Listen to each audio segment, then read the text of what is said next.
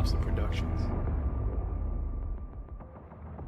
And it usually ends with all of us agreeing that we are being collectively by our government and by our elites. And it's because you take yourself too seriously. And it's not even so much that you take yourself too seriously. It's that you take this life so seriously. And they are laughing hysterically that you don't know that it's all one big illusion in the first place. The line between Jesus and crazy is very blurred and very close. And then he's bounced back from that and is now selling hoodies. Yeah. Again, the man is operating at a genius level that I don't think we can even fully understand. And is he crazy? Maybe. Is he a genius? Maybe. I don't know. And that is when somebody won't stop calling you a monster. At what point do you stop debating them and reasoning and defending yourself? I gotta say, I must be a part of the minority, and I'm finding this out more and more every day. As a Christian who believes that aliens are not angelic or demonic, they're just aliens. Apparently, I am a part of a very, very small minority. Ever since I've gotten into psychedelics, I'm seeing a whole nother world. And I don't know, some people are trying to pull information from that. Big dog. We're talking about real matrix coding, the ones and zeros. Exactly. We're talking about shit we ain't never seen before. And maybe it's the coding of our reality. Maybe it is the ethereal ones and zeros for all we know. It's the same thing. It's like fire. Right? It's the same thing you use to cook your food. It's the same thing that can burn down your whole village. We are being hypnotized by people like this. Newsreaders, politicians, teachers, lecturers. We are in a country and in a world that is being run by unbelievably sick people. The chasm between what we're told is going on and what is really going on is absolutely enormous. Oh yeah, dude. There's some Nephilim. It's like we all know what's going down, but no one's saying shit what happened to the home of the brave. These motherfuckers, they controlling us now, and no one's talking about how they made us fight and be slaves. And everybody's just walking around, heading the clouds and wanna wake up to a dead in the grave. But then it's too late, we need to be ready to raise up. Welcome to the end of days. Everybody is slaves, only some are aware that the government releasing poison in the air. Welcome back, ladies and gentlemen, to another episode of Nephilim Death Squad. I am David Lee Corbo, a.k.a. The Raven. That is Top Lobster, the father of disinformation. Before we get into today's guest, I would like to remind all of our live viewers that this is a 30-minute preview only. Sometime around the 30-minute mark, we'll be going live exclusively to patreon.com/Nephilim Death Squad, where you can continue enjoying an ad-free experience, engaging in the live chat, and gaining early access to the episode before the general public. And you can do it all for free. Sign up for a 7-day free trial and enjoy all the backlog content that we have, which is a ton. I think I told you guys the other day, for every one episode that we premiere, we record 2 to 3 episodes. So the math is in favor of the Patreon subscribers. Go to patreon.com/Nephilim Death Squad and enjoy. Also, guys, don't forget to go to brogrove.com and pick up your Bohemian Grove tickets. They are officially on sale. That's Sam Tripoli headlining, Owen Benjamin headlining, Tower Gang is going to be there, Shane Cashman, Nephilim Death Squad, and a ton of other people, including our upcoming guest that we're going to speak to in a moment, and that's brogrove.com. Go and get those tickets, or the win and your that you guys are already. Introduce the guest, David. It's been 7 minutes. Come on, man. Let's go.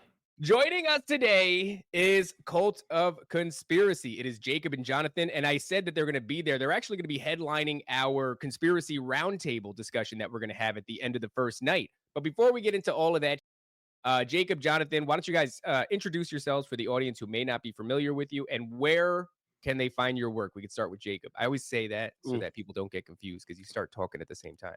Yeah, actually, Jonathan's usually the one that gives us the ad read. So take it away, Jonathan. Tell them where they can find us. So, yeah, we are the Cult of Conspiracy podcast. If you haven't heard of us, we do have a podcast. It's pretty much everywhere you find your podcast at Cult of Conspiracy. We're also on TikTok, Patreon, Instagram, Twitter, all of that fun jazz. Of course, all the video content is on Patreon. But if you just want to listen to the shows, just go check out Apple Podcasts or Spotify or whatever. And we are up in there. Indeed, indeed. We cover everything as far as conspiracy is concerned, whether it be a religious, ancient conversation, whether it be current modern day events of the things going on. Nothing's really off limits. Jonathan and I kind of attack things from very different vantage points. He being the very spiritual, licensed hypnotherapist, somebody who deals in more of the esoteric and the dark, myself being a Marine Corps veteran and a Christian, and we look at things from a very different vantage point, but we always find that sweet gooey center that we get to, and it usually ends with all of us agreeing that we are being collectively by our government and by our elites, and that's what we're here to expose. That sweet gooey center, I'm speaking from experience. It's actually, when you dig deep enough, the sweet gooey center is it. We were talking before the show started, and we're going to end up talking about aliens and things because there has been some developments. There's been a sphere that's fallen out of the sky or something like that. But we were organically just talking about this whole Kanye situation before the show started. And I just kind of wanted to keep that going because it is a fascinating. Before this show started, I was bumping Life of Pablo, and I was listening to Jesus is King, which is Kanye's other album. And those things stand, I don't know if they stand in stark contrast to what he's doing now, but when we asked you guys what your thoughts on, whatever Kanye's doing were, you said which thing that Kanye's doing. Kanye's doing so many things. He's his cousins. He's making he's making a whole new album. He's selling t-shirts. I don't know which one to ask you about. I think I got to ask you guys this. What are your thoughts on the cousin fellatio, this of Kanye West's cousins? Well, I mean, he was doing that whenever he was younger. And I think that that's probably one thing that he gave to the powers that be. And that was like, some kind of blackmail that they could have possibly used against him. So maybe he's getting it out in front of it. And being that he was young and stupid, and I don't know how young he was. I know his cousin was younger than him. So maybe that was something that they were going to hold against him. And he's like Eminem just calling himself out. Maybe. It's very possible. It's very possible, right? Especially because more and more of the Diddy list is getting released almost on a weekly basis right now. Now, I'm not saying that Kanye, Yeezus himself, was ever, in with the Diddy parties and all of that. I'm not saying that he wasn't either. What I am saying is that if we are in this season of exposure when it comes to the hip hop community, for him to get ahead of it in any way, shape, and form, it seems like it's a clutch move. However, maybe making a whole song about you your cousins as a kid isn't the best power play. But at the same time, I mean, like you said, the whole Jesus is King, his album, his gospel album, right? Yeah. I loved it. And I know when it came out, everybody was saying, oh, it's just for this. It's not real. It's all that. People were talking on it in the moment. And me as a Christian, I'm like, look, I get it. And you're probably right. I'm hoping it's sincere. And I'm hoping that he's seen the light and he's changing his life and all these things. Not going to say the album's got bad music on it, but I mean, I've been listening to Kanye for quite some time. So, I mean, it is what it is. I haven't heard anything new from him since his gospel album, though. So, as he's releasing and talking about how he likes to be and letting other dudes just out his woman, what's her name? Bianca? I don't know which one he was talking about because I know the lyrics were I think he said, "Yeah, I'm a cuck. I like when they something like that." But I don't know if he was talking about Kim Kardashian. Really just wonderful lyrics. I think he was talking about the most recent one, which makes sense because like the relationship between him and her is almost like she's a stand-in for Kim. It's not really like his wife. It's just this person there exemplifying these horrific things that he's now showing us, like that he's being accused of. So it's an interesting character. And it's interesting because he always dragged her around. So to say I like it when people really does align with his actions, which is walking around with her on display and she's wearing sheer clothing with not even underwear underneath. I never saw him treat her like a spouse. I always saw him treat her like this strange object that he was presenting to people. And in that way, that's cuck behavior. So it's on brand. Or dominant behavior as well. Right. True. So think about this. And I don't know, it depends on which side of the leash you're on as far as the BDSM community is concerned, but bringing around a woman or a guy, and depending on who gets down with what here, but kind of displaying her like collar and leash type situation and then letting a bunch of dudes her out later on, that's a power play in some way to some guys. Now, especially if they're paying, because then he's a pimp, right? Yes. Now it's a whole different thing. But what is any other girl? I mean, like in today's society, these girls are out there just everybody anyway. And it's like when you come along and you bang, what are you? It's basically the same relationship that Kanye had with this girl. It's just like that's not really his wife. Maybe there was like a contract, but like everybody saw it. It was just like this is just a weird thing. He just has this lady along for the ride. She's a faker, younger, bigger titted Kim Kardashian, and it's all performance. And it's Yeah. like that's why I'm struggling to figure out what I'm looking at. But what I'm sure that I'm seeing right now, there's a cultural significance to what he's doing. Like he's Oh taken, yeah. he's taken. We spoke about this the other day, but he's taken the crutch that the Jewish community has. So what they've done, and this has been, you can't even debate this. Which I get really mad when I see people like I don't know Dave Smith missing it, or like people that are supposed to be actual, actual political commentators or cultural commentators. They told him that we are going to take your kids and we're going to drug you into oblivion. And then they did it, like right in front of our faces. The dentist that he had was just drugging him with nitrous to the point where that even comes up in the Holly song. He's drugging him with nitrous and he's addicted to it. It's the same they did to Michael Jackson, but they used propofol. So they did that to him, and then he goes on Twitter and he goes DEFCON 3 on the and they like, oh my gosh, oh my goodness, oh my, we have to debank it. It's like the retaliation is not proportionate ever in this relationship from the to Kanye. And Was now the finally, dentist Jewish? I missed that one. no, but it's like, Okay. well, Harley Pasternak who was a MK Ultra, so he's a Jew, but he worked for MK Ultra in Canada. These are all like, I don't know what you want to call it. If you want to call it, maybe he's like a little misguided, but there is a power that be that is controlling these celebrities. They build them, they put them in a spot, they keep them there, and once they And get then off range, they kill them. They twist him. It's the same thing that you see. We talked about this on Dangerous, where like the public perception of Britney Spears was that she was this psychotic who was having a meltdown and she's just crazy, and it was like flat out dismissal as crazy and no conversation being had, at least at the time, about the wild pressures that the industry puts you under. And then you have all these different pressures from all these different angles. And finally, there's a straw that breaks the camel's back. It's or rather a gang of assholes chasing you around with a camera every single time you sit down for lunch with your family, every single time you go out for a walk. And then these people have meltdowns and you go, look at them, look at these crazy people. It's like they're dealing with something very different. There's an external pressure applied, but like this is something that we didn't get to really touch on because it kind of got unveiled yesterday just as the show was ending or whenever we did the show. I lost track of time.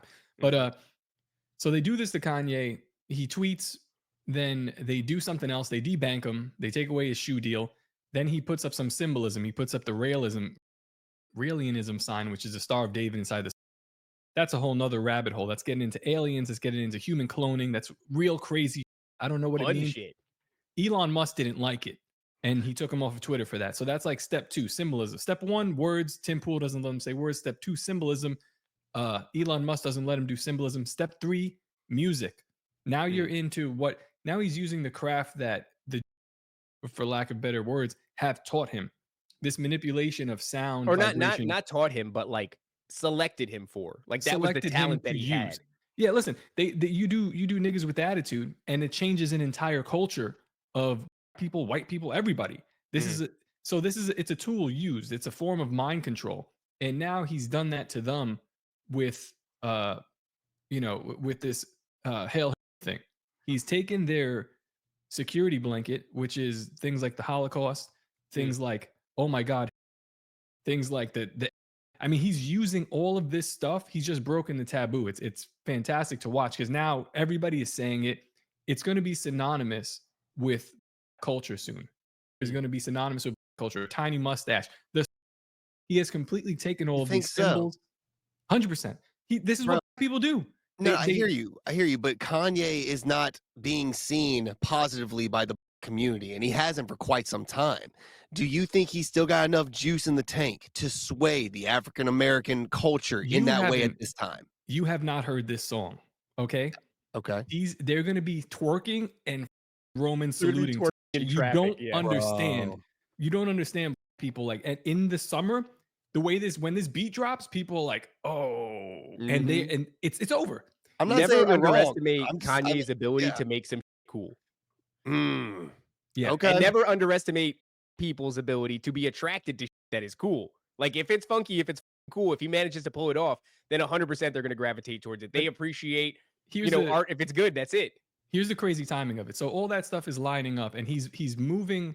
He's taking, because the was like an Indian symbol, and before that it was something else, and before that it was like something else. Vedic symbol. It's like the big and its procession as the it's a as dope, the flat plane turns or whatever. It's a dope, powerful logo. Yeah. And took it, used it. He's taking it. I can guarantee you, he's a master brander. He's going to take that, rebrand it, and it's going to be synonymous with culture or rap or whatever he feels like putting it on. The have now lost that power of their crutch that they hit you over the head with. And now we have Donald Trump saying that he is cutting off relationships with Netanyahu. This is like the day after I tweeted a joke. I was like, it looks like Trump listened to Hell and just decided to destroy his golden beeper. Because man, Netanyahu, we got an American Pope in this. Like, yo, we don't even need that guy no more. It's changing. Hold on, I want to play this for you guys. Let me play this because you just said this is on the topic of whether or not people with Kanye West. Listen to this, and this is however many years ago, maybe the 90s. 6 million who the Holocaust. Are you saying the Holocaust is a joke? It's a joke. That's right. That's right. Don't you the Holocaust is a damn joke. The Holocaust is a joke. Hitler, crowd white boy. How?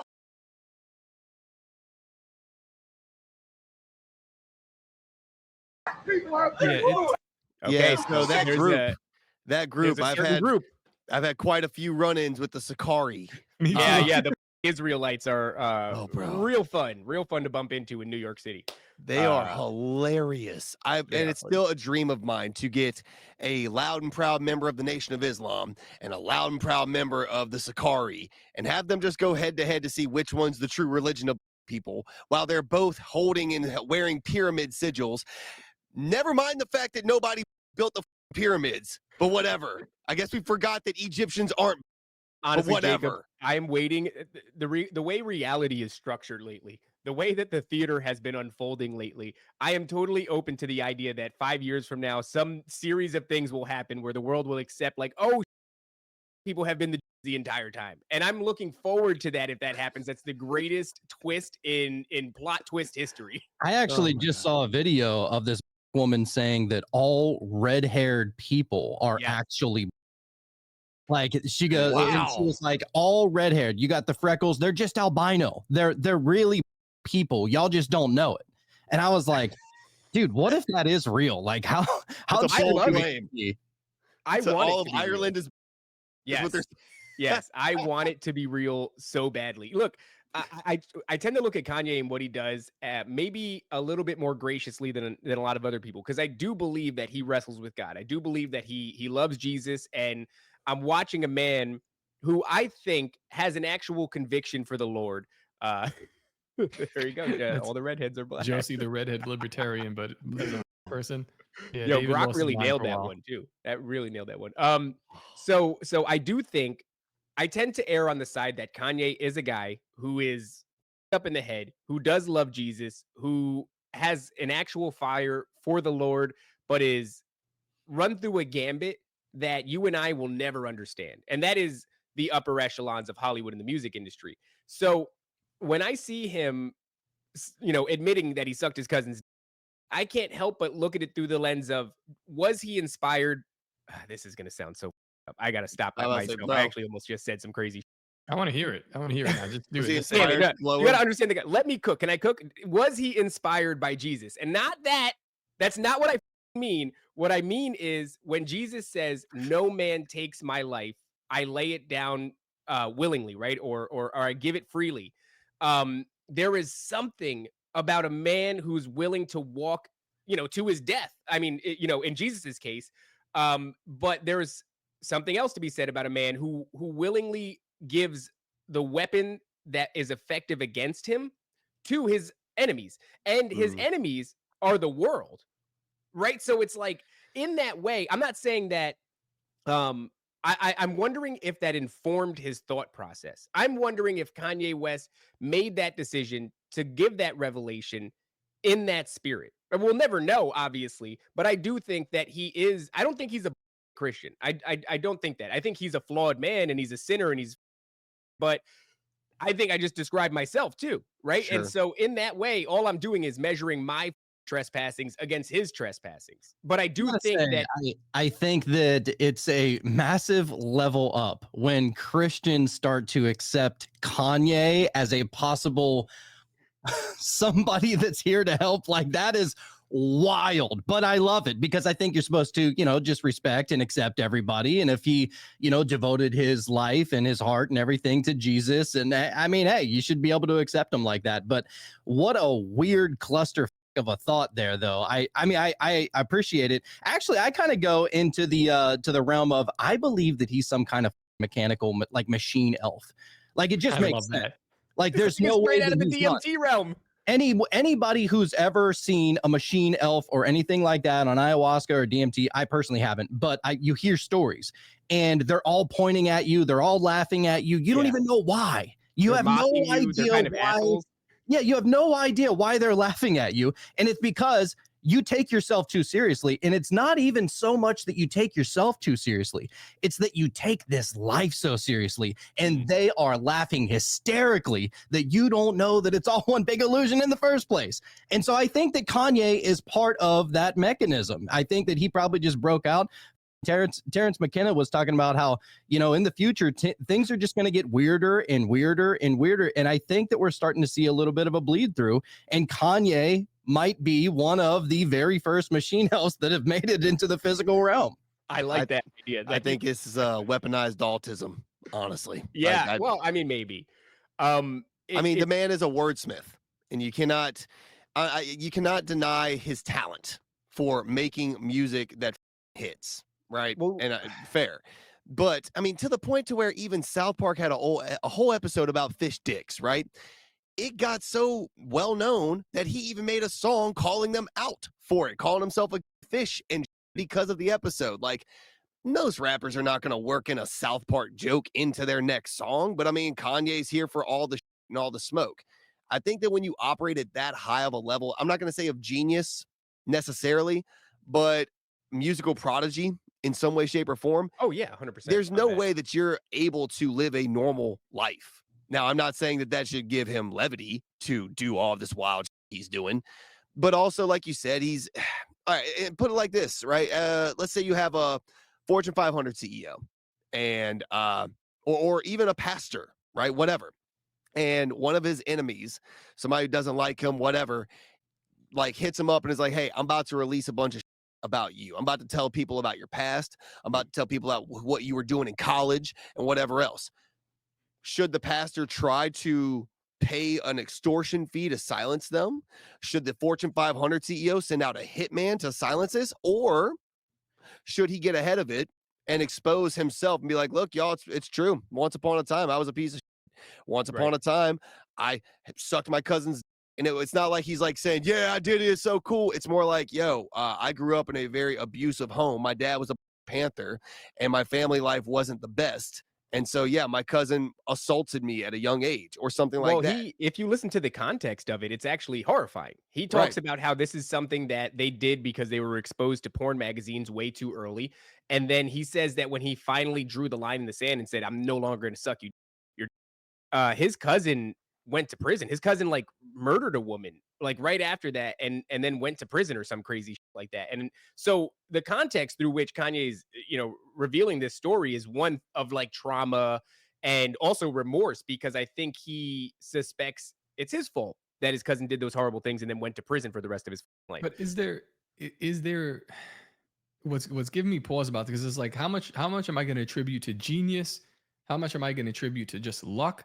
And then how much of this is a plan? Because when you your mom, Donald, well, like that's be all the one thing, but above, dog. Could be a weird up juggling act of all the above. The line between Jesus and crazy is very blurred and very close. So I think that's probably really what's going on. You talk to any like Elon Musk is one of the weirdest people to ever exist. You said genius? You said Jesus. Yeah, Jesus or genius? Genius. No, I think you said the line between Jesus and crazy is very thin. You meant the line between genius and crazy. Well, I was going to say even that's not an overstretch, because the world would look at Jesus and object, right? And then it's he's doing what is meant to be done and what Well, is yeah, I mean, look at the the right thing to story. do. Look at the story of Jesus and think of that. If we didn't have that story about that prophecy being fulfilled, if somebody did that now, I don't know if I wouldn't be like the Pharisees, like this guy's out here just like, and he's like actively speaking against everything that you believe, saying that Mhm. there's something new. It's a wild thing. I Mhm. understand why they, most people were not a fan of that, Yeah. but Yeah, but we're talking about hateful things. And I don't know if Jesus was going around making fun of other people for their people dying in the past and stuff like that. Like, this guy is a hate-fueled individual, and maybe he's doing it just for laughs, maybe he's doing it for clicks, but I think that there's actually something broken within him. I think that 100%. if you look at him, if he's a window, all those pieces have been shattered and all the shards are just going everywhere. And this is typical like schizophrenic ideology is what's going on with him. And that was definitely brought on by MK Ultra and all the crazy that he's had to go through within the music industry, within Hollywood, with dating Kim Kardashian. Like, Mhm. there's something that has cracked within him. And now all of these personalities has formed into this, like, whatever the Kanye is, and it's almost like Demiurge God level type that he's like thinking of his own self. If you think about it in that way, like if you ever looked into the Demiurge, it kind of resembles Kanye in a sense. Wasn't Well, it what only he a few years back where he was broke, like had $2 he to was his in debt. name? Yeah, he was in like I think $3 million of debt or something like that. Something wild. And then he's bounced back from that and is now selling hoodies. Yeah. Again, the It's man hard. is operating at a genius level that I don't think we can even fully understand. It's But yeah. I'm with you also on that top. I don't think that shouldn't be a pass for all the wild that he's doing. But I mean, again, how much of it is for the clicks? How much of it is because he truly believes these things? How much I of it don't is think him any trying of to it get is. ahead of it before it can damage him? I don't know. Well, Well, how what much of I it don't is- think that any of it is for the clicks. I think at the root of it, well, there's a couple of things at the root of it, right? I mean, like the trauma of losing your mom. He seems to think he sacrificed her. The trauma of marrying into a coven of witches. I'm sure that has something to do with it. But he has at the root of it this love for Jesus. But then there's this other part of Kanye, which is not Christ-like at all. And I enjoy it. I'm not going to lie. And that is when somebody won't stop calling you a monster. At what point do you stop debating them Well, and this is what reasoning and people defending this yourself? is what people do to us. Like on Mhm. this show, they're like, "Oh, you're a Christian. You just told me to suck your," and I was like, "Well, yeah, because you kind of asked me to do that. Like Yeah. you're coming to me in this like you don't believe what I believe at all. You're like a horrible person. Deep down inside, like you can tell when you're talking to somebody that is like truly like coming to you with malice and has no morals or guidelines, but they want you to abide by the morals and guidelines that they have made up for you." And I said, "No, no, no. When I say I'm a Christian, it means that I believe that Jesus came here. He was the Son of God. He died for our sins and resurrected. That's what I think a Christian is. I look at what he did, I look at how he lived. I know I'm not him, and I try to do that like within my personal life. But if you're gonna come at me like crazy and sideways, I'm gonna tear you a new. Tell you So to suck my. but then when I see Kanye doing this stuff, and again, I don't like to compare all this stuff. Like, is he a Christian? Is he not? I don't really know what he's doing. But what it looks like is he's playing this like weird character, and to call him broken, I think it's stupid because we're looking at somebody who has moved the culture in such a significant way. Like as I said, right now you have on the world stage Donald Trump, who was just blowing Netanyahu for the last 8 years. He Yeah. was like, "We're done." He said, we're not taking any more meetings with this guy. This comes a day after the release of that song, which is going to shift the Overton window on these people. Is it good? Is it bad? I don't know. But he's been effective. He's been effective at exactly what he's doing. It looks like hate-filled rhetoric, and I don't know, you could call it that if you want, but it's been effective. And what they've been doing to him, and let me ask you this legit question here. The people that are in the music industry that are still feeding into all this, the ones that are creating gangster rap or showing their butthole for a couple of shekels, are they worse off like mentally than Kanye West, who's kind of now doing that now he's doing this by himself, but not because somebody told him to. So I'm like, I'm having a hard time like picking up these pieces and seeing what the hell's really going on here. The thing is that Kanye believes that he's been liberated from all of that, but he really hasn't. It's all the MK Ultra programming that he's had to gone through that's morphed him into this creature. Like, this guy is absolutely not liberated at all. Yeah, I mean, he's so fractured that he's doing Hollywood times 1,000. Is really what he's doing. He's not back to original Kanye, just regular dude or anything like that. He is Hollywood times 1,000. This is Hollywood in 100 years, probably less, with the information age and with, you know, the technology age that we're living in. It wouldn't surprise me if this is the new normal type of Hollywood kind of character in 20 years. Let me also ask you guys see, like this. you said, as Go far ahead, as the Jacob. whole like the shifting of the culture, right? Is he worse off than the guys that are currently, like, let's say Lil Nas X, right? He broke out with old Town Road, for right? a country song for kids, kind of. Then 2 albums later, if I'm not mistaken, he released Satanic Shoes with blood in the soles and all these things, right? Yeah. To answer your point, is Kanye worse off than these guys? Give these guys 20 years and see what the they look like and what they're admitting to and what they're saying out loud. If you give these motherfuckers 20 years, they won't be relevant in 20 years. Kanye has this incredible staying power that is really remarkable. But let me ask you guys this. Given that thing that Top just highlighted, where now there's a falling out between Trump and Netanyahu, and given obviously the whole JQ thing, this is something that we talk about quite a lot. It's even bigger than that. Like, he's made there are some stipulations for the nuclear deal with Saudi Arabia where they have to normalize, like, besides denuclearizing or not trying to achieve nuclear bombs, they have to maintain or create a stable relationship with Israel. That has been taken off the table. And really? one of his higher up advisors was set for a trip to Israel, and he's no longer going. So I'm like, that's serious. Pete Hegseth was supposed to go to Israel like tomorrow, and that's not happening. So I'm like, something is going down. So where so the question is, where you're looking at the Shabbat Lubavitch, and they were writing to Trump begging him to implement Noahide laws. Yeah. And he was like, maybe I'll hear about it. And people like, oh my God, we're moving. We have anti-Semitism laws on the books in Florida, pretty much everywhere. Now this happened, and it was like a knife, swink, gone. And I'm like, I don't know what is happening right now. But when I saw that song and I saw Kanye do it, I was like, that's significant. And is he crazy? Maybe. Is he a genius? Maybe.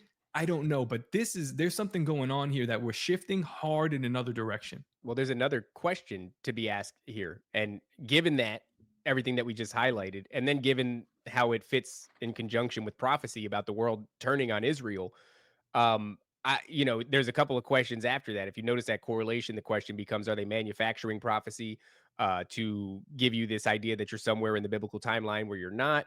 Or is this actually this massive swing that is, it's happening on a spiritual level, and it's moving in a direction that's predetermined to a certain extent? And are we going in a place where we can't stop it? And that's been a lot of where my head's been at lately. And it's interesting because I kind of err on the side of like, we can't stop it. There seems to be something, in order for me to say that somebody is orchestrating Kanye and Trump and Netanyahu and all this, like, it's too big for an individual. So that's when I start to go spiritual. I think that the puppet strings exist in the spiritual realm. And if that is the case, then wherever we're moving, we're going there. And I don't think it's going to be stopped. So I'm sorry, go ahead. So not to your point about the whole, are we in a biblical timeline or something like that? And I am not trying to be a doomsday person saying the end is nigh. However, ... In the final days, Israel is going to be attacked and no one is going to help them. Right. America and Israel have been locked the in. Blood ties locked the in. We currently are not. To answer your question about like what would happen if ... Yeah, I believe that we are rapidly approaching the end times. Not to mention, they are trying to get together another Sanhedrin. They just elected a new high priest like Caiaphas was when Jesus was murdered. They just got a guy to be the new high priest of all Judaism. They're still trying to rebuild the temple. I understand that, but it wouldn't shock me if that's not completed in the next 5 or 10 years. I feel like we are living in biblical end times, hypothetically, possibly. And I'm excited for it, but I know that I'm in the minority as far as that's concerned. There's a weird prophecy, by the way, just to mention real quick. Pope Leo, there's a prophecy of Pope Leo that sometimes people like, they'll kind of conflate with the prophecy of Malachi, Saint Malachi, of the idea of the last pope. But this guy, Pope Leo, which is the name of the pope that we just got, but his predecessor that carries his, you know, his namesake, had a prophecy that said something. It was more or less like, you know, Revelation type of prophecy. It was all the same thing: the return of Christ, the destruction of this realm, this planet, the death of countless people. And it's just interesting because that guy is known specifically for that prophecy, and now we've just put in a new pope by the same name. So fascinating. But go ahead. He's American. He's American. And the whole thing about the end time prophecy, the beast and the harlot, so many people have believed that the Antichrist will be American. I'm not saying the Pope Leo is going to be. I'm just saying there's weird, very weird mile markers that are all coming up around the same time. You know, make of that what you want. So as somebody who is in the minority in this chat, I am not religious at all. I didn't grow up that way. I'm no judgment either way, but I have a different perspective on this. And so that I can kind of see it from another lens, so to say. I'm actually somebody that believes that they're carrying out the eschaton. I think that this is something that it has been in. I don't think that the Bible, I don't think that the rulers that be see the Bible as some sort of spiritual book. I mean, maybe they did long ago, but I think that the people that have all access to all of the forbidden documents and all the that's, you know, in the underneath the Vatican and all that kind of stuff, I think that they've known that this was less of a spiritual book and more of a blueprint about how to manipulate people in some kind of way. And so whenever you're saying, oh, well, it was divine prophecy, could it have just been a plan that they like scheduled a long time ago and it's taken this long to carry out? And so whenever they do see that third temple being built and people are seeing it as divine prophecy, they're like, oh yeah, all right. And in the mind, it is in a sense like an MK Ultra kind of thing, if you really think about it. Because if you see the third temple being built, you know the end times are coming around, right? And so they use it almost as a symbol to like, it's like a code word. They're sending you a code and they're like, all right, now it's the time. Now you need to act accordingly. And it was a plan all along. That's my own personal belief. You know, to bolster that, Jonathan, they have a farm where they are sourcing genetically modified red heifers to try to fulfill prophecy. And they have like a little Jewish guy with a magnifying glass, and they're showing us trying the to picture find all the the fucking time. hairs, Like, he's studying the heifers. It's like, what the man? I go back and forth on that because I do think that there is an effort, and I could see the very many ways in which prophecy is being executed by man. And then that begets the question: is it still prophecy if it's executed by a man? If there's a long-term plan to get these things done, is it still prophetic? But that's the reason that I start to err on the side of prophecy is because it becomes so large. And this is actually going to bring us straight into our next topic, which I didn't realize how well these married together. It's so large that you could never attribute. Go to toplobster.com, pick up your end time prophecy shirt, red heifers. That I now struggle to attribute that level of control and that level of orchestration to human beings. And I know that the elites of back in the day were a lot better than their filthy rich offspring who kind of are fumbling the ball in very many ways. But I still don't know that I could attribute that. And part of the reason is because we are now barreling towards this UAP disclosure. And this UAP disclosure, at the heart of it, has a narrative, and that narrative is they are our saviors, and they're saving us from two things. One is this low vibrational state. They want us to ascend, right? They want us to evolve spiritually. That's always what you get from these grays and everything if they do talk to you, or these ascended masters that people channel, or the Ennead that Harridge and everybody else is channeled. It's always like, you know, humanity has to ascend. But the other thing is they're going to save us from a cataclysm, this massive cataclysm that's coming. If we don't avoid this is going, and sometimes that manifests as like mutually assured nuclear destruction, but the narrative changes sometimes. And now we talked to somebody recently, her name is Fringe, she's an abductee victim, And she was floored when we told her that there's a message that they're always giving us. And she said, yeah, there is a message that they gave us. And I said, what is it? She said, polar shift. Now, Elon Musk is concerned about a polar shift. That's actually why he wants to go to Mars. Anybody who doubts that, go to Twitter, type in Elon Musk polar shift. The video is the first one that pops up in the search bar. It's him on the Nelk Boys podcast talking about how we have to get to be a interplanetary species because something bad's going to happen here. And then he lets slip the phrase polar shift. So all of that to say, I do think there's a lot of evidence that suggests that spiritual entities are trying to convince us a calamity's coming and trying to convince us that we can ascend. But this calamity, if it is a polar shift, and by the way, people are now noticing magnetic north and magnetic south are no longer located over geographical north and south. If the magnetosphere becomes destabilized, that's how you get your polar shift. And I'm kind of wondering, are they trying to avoid the tribulation? Because in the tribulation, it talks about mountains being flattened and islands being submerged and all this crazy. I mean, it's a worldwide cataclysm, and a polar shift would look very much like that. So there's all this, this game, this con is so massive that even if they are orchestrating it, are they orchestrating it or are they just preparing for something that seems to be inevitable and they're rebranding it? They're calling it a polar shift. They're calling it this. They're calling it that. Mutually assured nuclear destruction, whatever. But these aliens, these ascended masters, this Ennead, whatever, they're going to save us and we're going to ascend. And to me, it sounds like they're trying to avoid what's actually coming, which may well be the fulfillment of prophecy. And those things, whether or not they're faking it and whether or not it's real, they cross over so much and it's so big and it's so intertwined, it's very hard to parse apart. It's difficult because you wonder how many people have to be in on the lie. Like Right. how many people have to be a part of the illusion to the masses in that sense. And I just point to NASA. Like that's all you need to like. It's so compartmentalized. You're going to have people that absolutely believe, you know, the end is nigh and they're carrying it out because they're being led by Christ or whatever, right? But then you're going to have other people, the people within the know, the compartmentalized few that know that this is not that and that it could.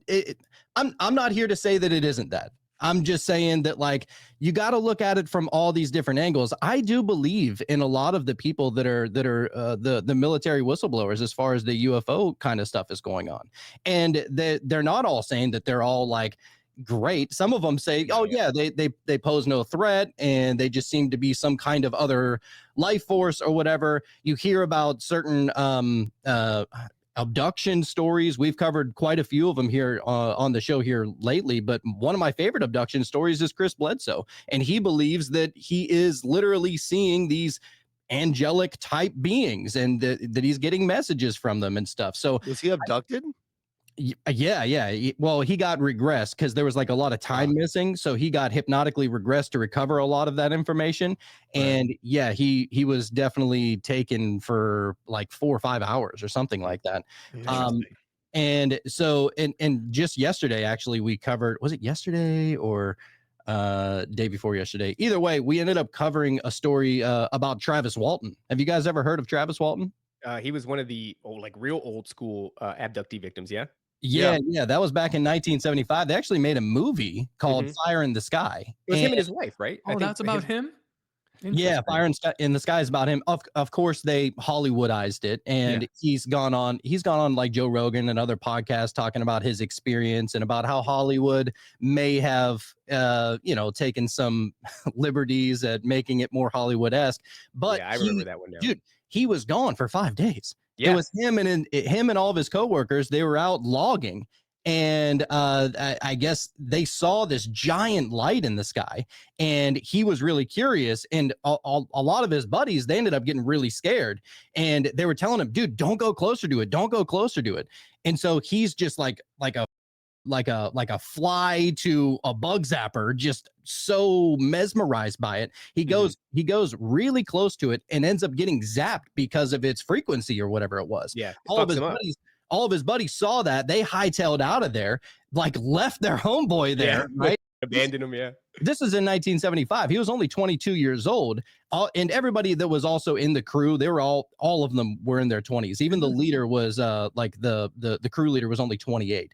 Is this a story where they thought like they killed him or something like that? Because he was Well, gone for I quite think a they while. thought he was, because he after that he's gone. They left him for dead. Like they left him for dead for 5 days. They left him for dead. Well, and that's the thing. And so they saw that he got like zapped back from the energy or from the light from the saucer or whatever. And so they got out of there. Whenever they went back, they said he was gone. And so everybody was saying that, like, oh my God, these guys killed this guy. That's and right, yeah. you know, they sent out search parties and helicopters, and the military got involved and everything trying to find this guy. And then 5 days later, he just shows back up and he calls his brother-in-law from a payphone. And he's like, look, I don't know where I've been. I got this crazy story. He's like super shooketh. And the story gets really strange because it goes from those guys, that his logging crew, it goes from those guys being considered murderers to now they're all telling the same exact story. Like they all saw that there was this UFO in the sky. They all saw that he got like zapped and pushed back, and they know that he was kind of taken from him. And so he's kept his story. Like we're talking about almost 50 years now that's happened. And he still says the same exact thing. And he believes, well, he had to get hypnotically regressed because there was a lot of missing time. He said, yeah, he was gone for 5 days, but he can only remember like a couple hours worth of it. Right. So he ends up getting hypnotically regressed, and he's able to tell the whole story. He talked about how they took him up onto the ship. They put him on this operating table. They were probing him and prodding him and everything like that. And he was like really scared because he's looking at these 3 or 4 foot tall little gray aliens, right? And they're like super like kid-like and fragile, like how small they are and everything.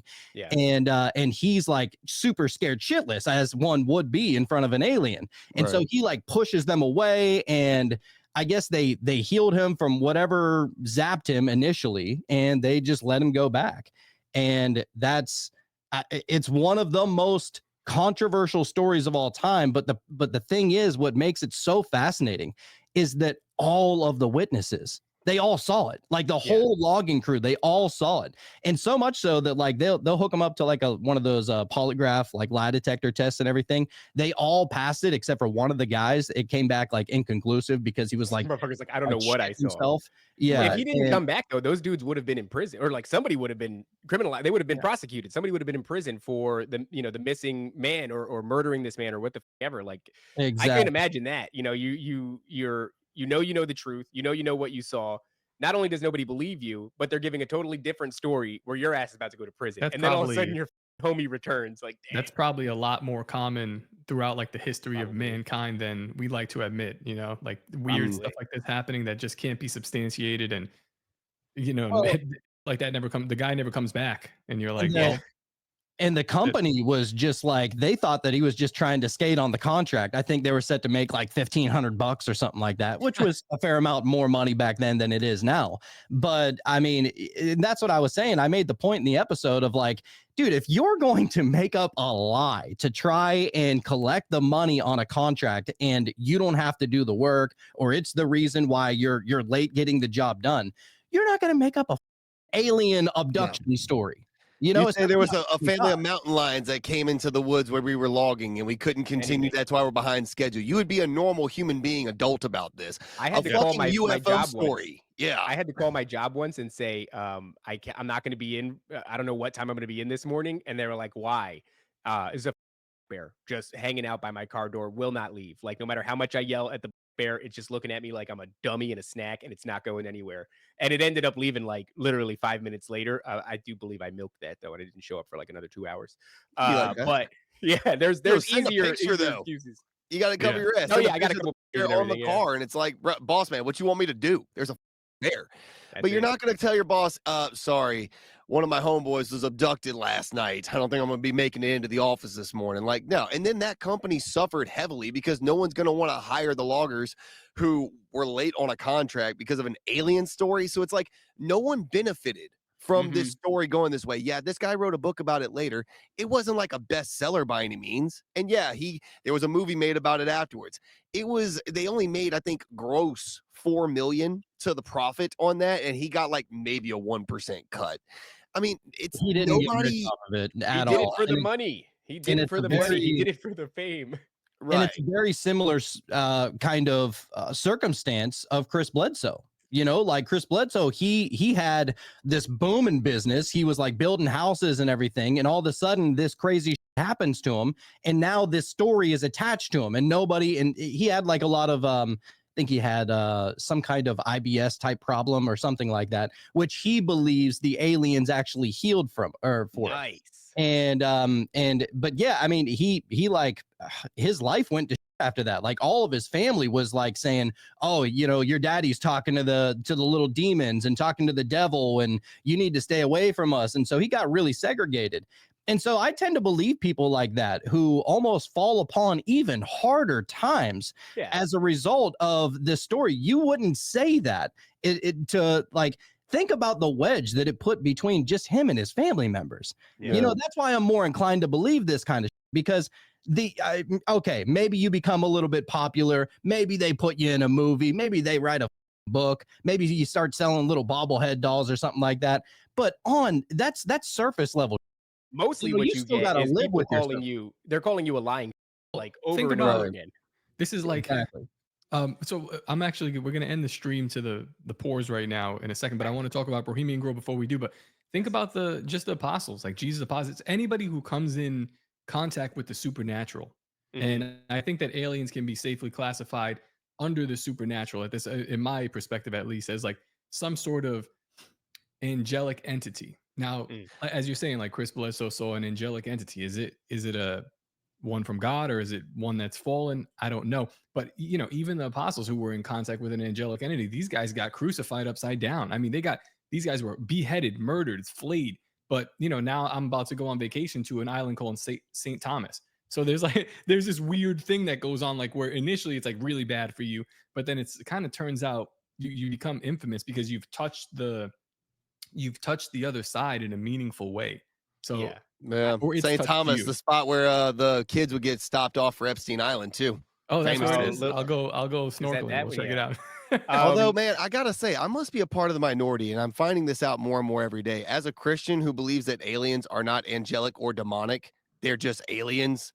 Apparently, I am a part of a very, very small minority. I've learned I'm part this of a as small time goes minority. on. I think that the grays are biomechs. I think that we make them. I think we make them at the commission of spiritual entities that inspire us to do things like they always have. Like And the this is muses have and such. what Bohemian Grove is going to be about.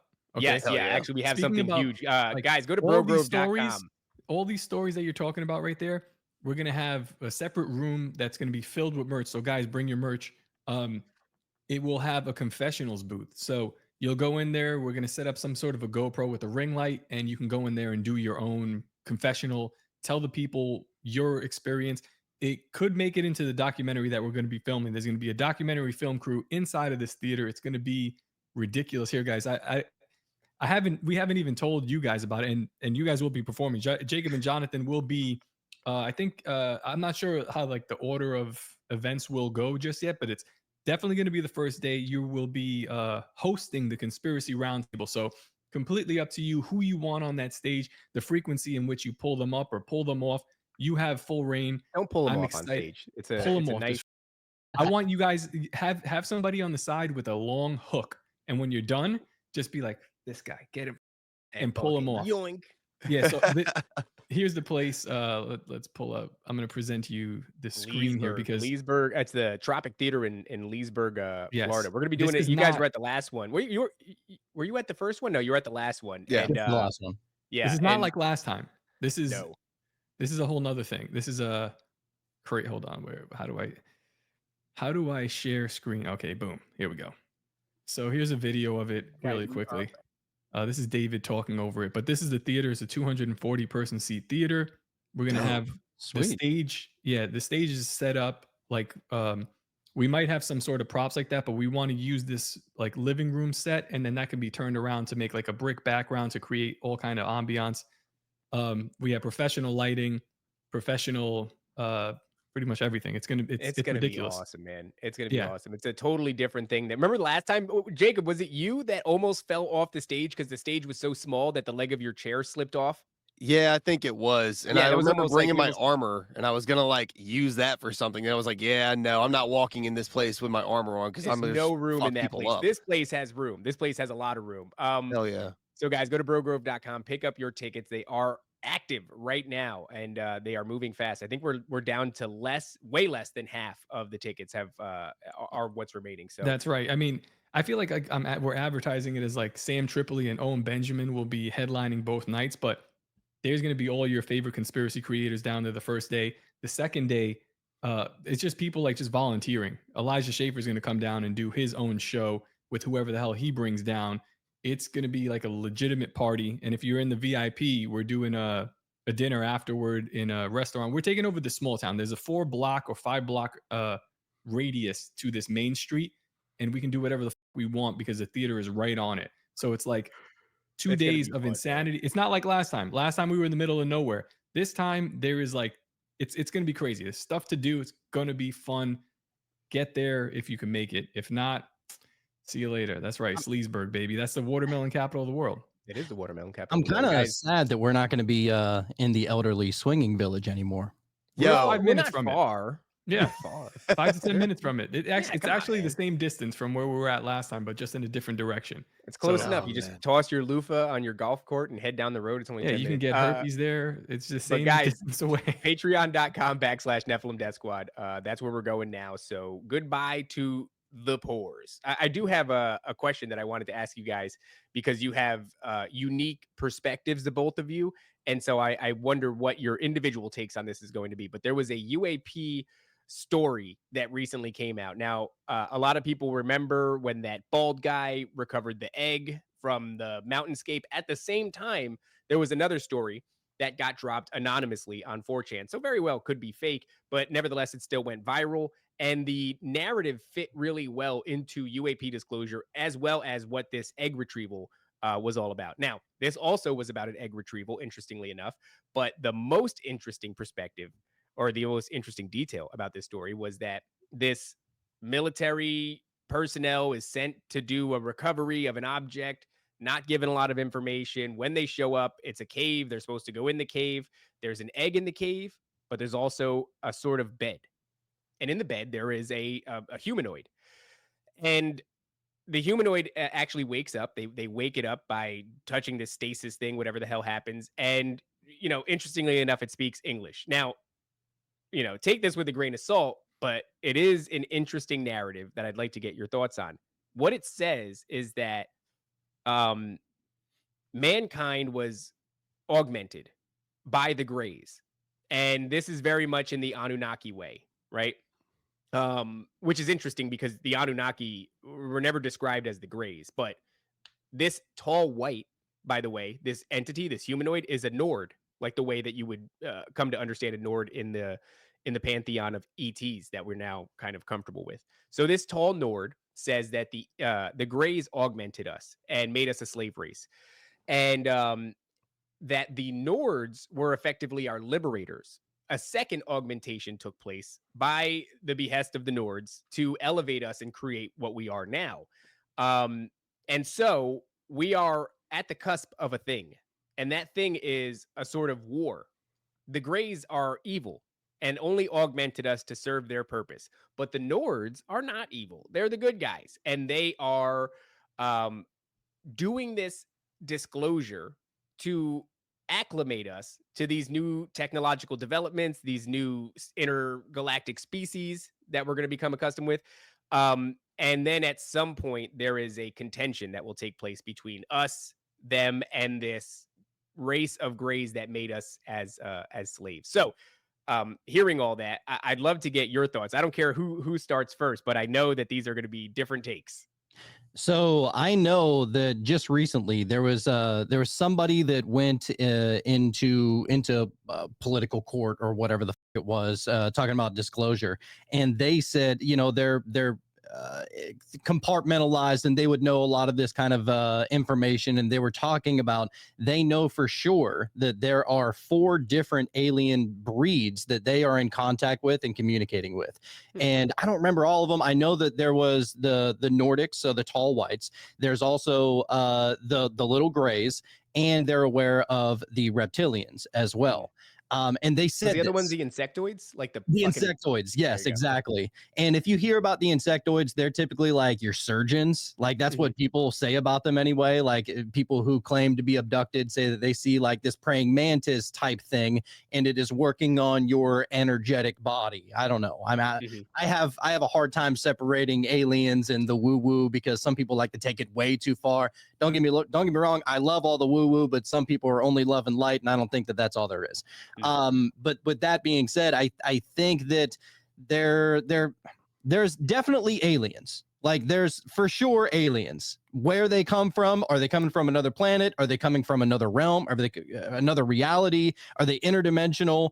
Some people like to say that they are oh god, what is it? It's not extraterrestrial, ultra terrestrial. Right. And it's not where they're from, it's when they're from, kind of thing. And I used to think that that was kind of crazy talk. Like if you think about aliens, you're like, surely they have to be coming from another planet within our solar system, our galaxy, or just, you know, somewhere far, far away in the universe. That's what you would think, right? But I gotta be real with you, dude. Ever since I've gotten into psychedelics, I'm seeing a whole nother world. And I don't know, some people are trying to pull information from that. We've had this awesome guy on the show. His name is Danny Goler, and he has smoked a lot of DMT. And one of these days, he got the bright idea to shine a laser and refract it off of a glass onto a wall. And he's able to see some kind of code onto a wall. That was fucking real? Oh, yeah. No, we had him on the show. For the record, I thought it was... gents, y'all need to get him on the show. It is fascinating conversation. There's just something about the way that the footage was shot where I was like, this feels like a bit or something. Like I didn't think that it was real. I thought they were acting. It wasn't well produced, and he's just like, look at this, and they're like reading like hieroglyphs. So like, and then he's got like other homies that are coming in, and they're like, he's right. Like this is happening. And I was like, is this real? I don't know. Yeah, we talked to him. I talked to him on both of my shows, and actually we have our buddy who we were talking about before the show, Electro Nick. Whenever we had him on my Meta Mystery show, we had Electro Nick on the show as well, and he wanted to try it for himself. So he smoked some DMT live on the show, smoked DMT, shined the laser against the glass onto the wall, and was able to see the code himself. And he was able to describe it the same exact way, talking about like these Chinese alphabet looking Egyptian kind of like symbols, and they're everybody. The part that kills me. That's the part that kills me. If it's just a bunch of guys on the internet saying, "Oh yeah, bro, I totally see it too." No. Although there is a little bit of that, sure. If you're able to write out the code that you're seeing and then you show it on camera and it matches what homeboy is saying, like sigil for sigil, and these two have never met before, big dog.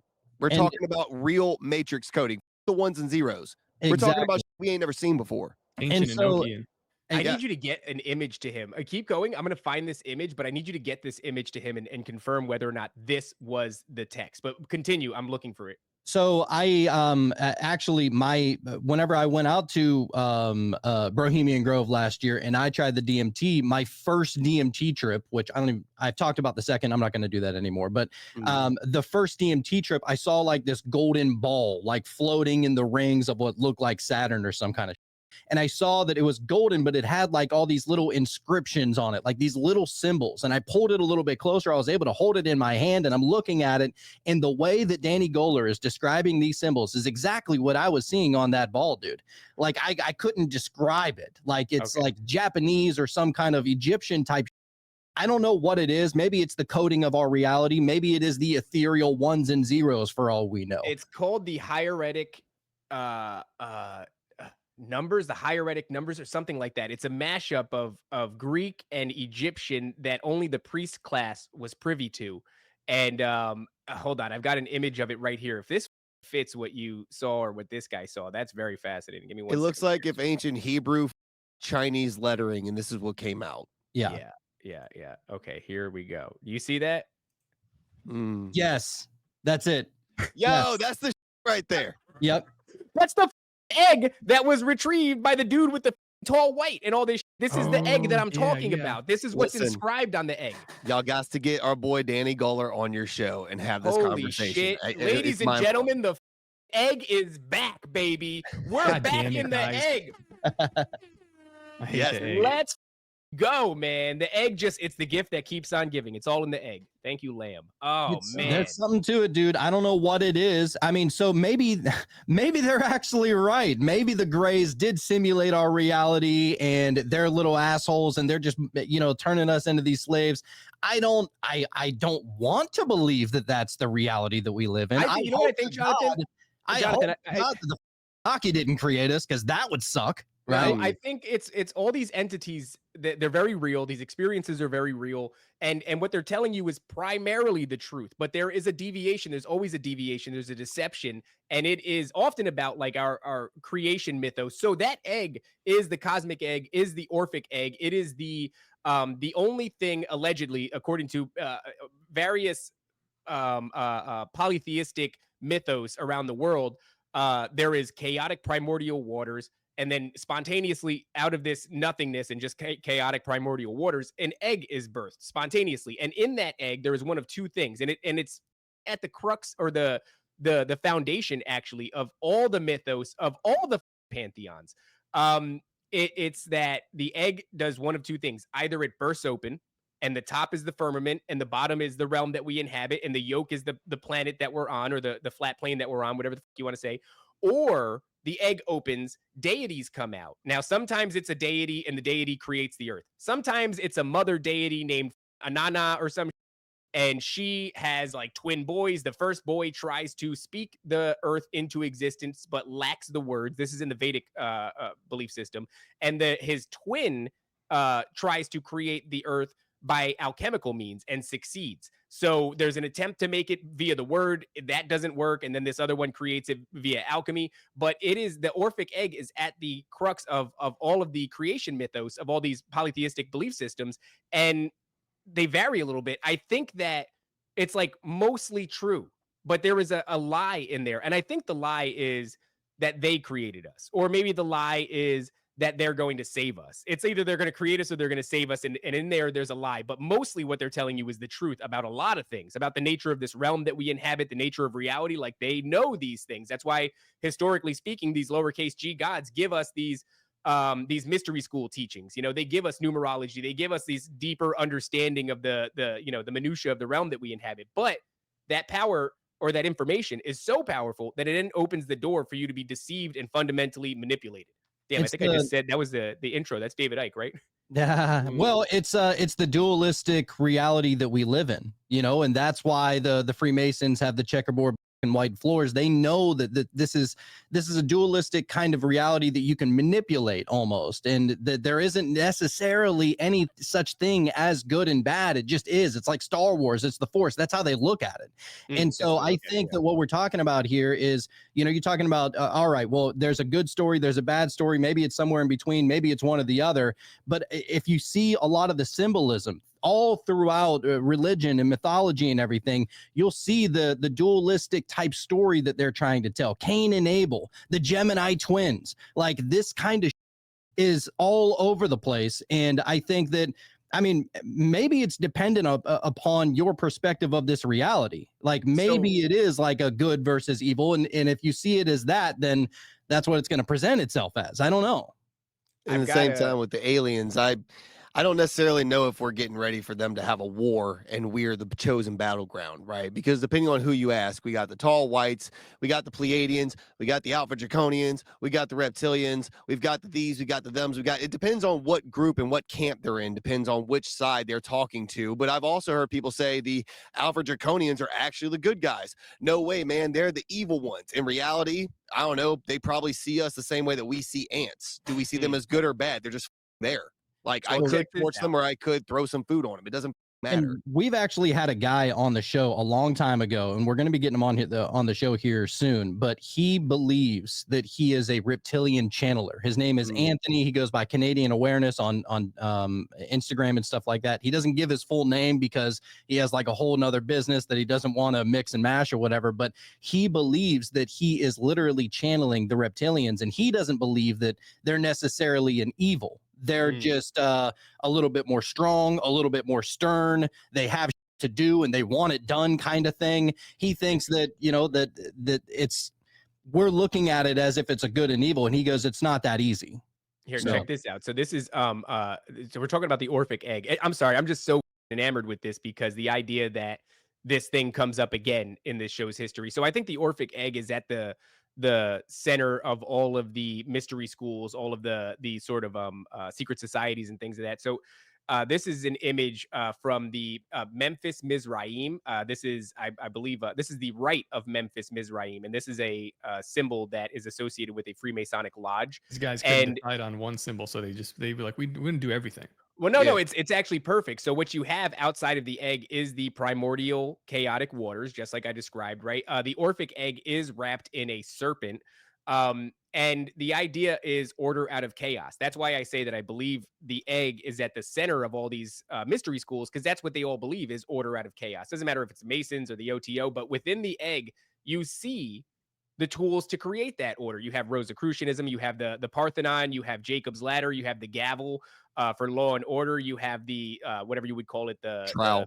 I'm saying the one at the top. Is that what it's called? The trowel? That's the trowel. That's what they use for like scraping mortar between bricks. Yeah, so stonemasonry. And so this image, I think, is incredibly important. It shows you what the goal is of all the secret societies. They believe that they exist in chaos and that they are the orchestrators of order and that these are the tools that they use to achieve that order. But I actually think it's a bit of a misnomer, because if you observe what they do, they actually create chaos out of order and then create a new order after that chaos has wreaked havoc. So it's like it's almost like a lie by omission. They would present as being the wranglers of this realm and creating great order out of the chaos that surround us. But in reality, they are, in my opinion, creating chaos out of God's order and then trying to create a new order that suits them out of that after they create the chaos. And so it's one of those lies by omission. But that symbol right there is incredibly true. But that's what I'm talking about when it's 9 lies to sell you the 10th, or I'm sorry, 9 truths to sell you the 10th lie. Everything in there checks out, except for, no, it wasn't you who created order out of chaos. It was you who created chaos out of God's order and then tried to create your own order over that. Yeah, I think that this is interesting because there's a lot of symbolism there. You had the 9 stars on each side. You had the Ouroboros, right, with the snake eating its own tail. You have the primordial, the Orphic egg sitting in the primordial waters. You have the all-seeing eye, of course. So I think that, and this is where I think that a lot of religious people may get caught up a little bit, because you would look at this as if it's like, oh, well, these evil people are trying to take over the world. They're trying to create order out of chaos. But what if this is their way of becoming like spiritually connected? Maybe they found other symbols to be able to understand what the higher realms are in order to understand what this realm is, in a sense. And so you were talking about the Rosicrucians and stuff like that. I love looking into a lot of the Rosicrucianism because it's fascinating. I'm not saying I believe it by any means. I just love looking into a lot of magic and witchcraft and like that. But there's something really like this. It's extremely symbolic, and I think that it's a lot easier to tell a story in symbols and pictures than it is in words. Yeah. And I think that that's like the initiated kind of know what that picture looks like. I'm not even saying that I'm initiated, but you can point out some of the symbols to try and see what kind of story they're really trying to tell there. And maybe that is the cosmic creation of how we were made and how the earth was made and stuff like that. If you just look at it from a different angle. Well, I definitely want to say for the audience sake, don't get wrapped up in this idea that symbols are inherently evil, right? So you see a pentagram and you think that that's evil, when really a pentagram is it's geometry, right? And then within the pentagram, it has this ability to create that golden ratio, that Fibonacci sequence, that I forget what the hell it's called. Oh, But they're telling you it's the order of man most of the time yes, when you have a pentagram. Yeah. but So they're also like co-opting symbols. Like symbols are not inherently good or bad. They are fantastic descriptives, right? One symbol can convey so much more meaning than words can. You could this spend is your why entire time trying to explain a concept, but one symbol can convey that entire concept to you. this is why we were talking about this and why I think Kanye is co-opting it. Powerful symbology. Yes. Yes. The Nazis have used it. Now the have actually used that to like for victimhood. Nazis used it for power. Kanye West is using it for his cousins or something like that. I don't know. Whatever, It remains to be seen, but it's But powerful. I don't think that there is such thing as like evil symbols. So see, people see symbols and they spiral. Look, it's an owl. Look, it's a thing. Like these are all things that are real. And if you believe that God is sovereign and God created this realm, and then really, and if you do believe that they cannot create, but they can only invert and corrupt, because regardless, Jonathan, if you come from a biblical point of view or otherwise, what seems to be clear to everybody is that there is some class that exists at the upper echelons of things who has an agenda that is self-serving, but it's also dark in a very dark spiritual nature. So if you believe that those entities, they can't, whatever those entities or people are, they can't create, they can only invert, then I think that just lends itself to the idea that no symbols are evil. They're only co-opted and then twisted. Well, of course, Pentagrams themselves were a Christian symbol before they were co-opted to be seen as a symbol of Wicca. The five-pointed star in a circle was originally a Christian symbol, but you wouldn't know that if you look at the way the culture sees it today. Right. Just like that was a Hindu symbol of peace and unity and oneness. You wouldn't know that if you open a history book these days. It 100%. And typically the pentagrams are seen as like manifestation circles in a sense. And what they really represent is the five elements, right? Is it five? Yeah, five elements. So you'd have air, water, fire, earth, and ether. Wind. And so with those, and they always have, if you see like a traditional magician, they'll always have the star pointing upward, like the two legs on the bottom with the star pointing upward, and that's said to be able to draw energy from the heavens in a sense. But then you have people that pervert it, they turn it upside down and they're pulling that energy from the other place, you know what I mean? And that's the left-hand path, that's the Illuminati type. And I think that there's always going to be a bastardization of all of these kinds of things.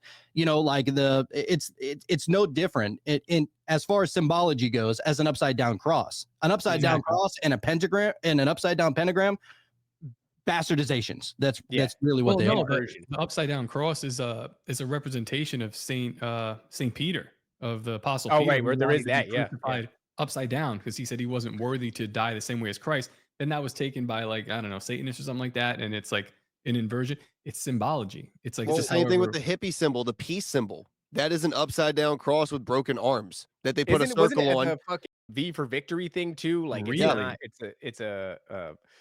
well, I mean, I'm looking at this thing right now. We're talking about this Donald Duck in Math Magic Land. And this is an old school video from Disney, and basically Donald, he gets initiated into like a Pythagoras cult of sorts, and he starts learning about the golden ratio, the Fibonacci sequence, and everything else.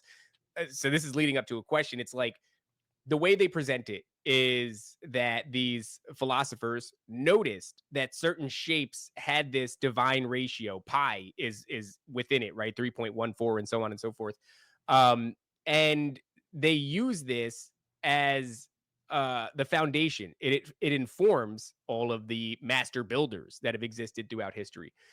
The question is that bad? I mean, you notice, because a lot of people go like numerology, astrology, all these things, these are bad teachings. If you organically noticed, like you're just sitting in the toga one day chilling in ancient Greece, and you notice like, damn, this shape, this is bro, like this pentagram, this if you fold it up, it keeps making like this perfect ratio over and over again.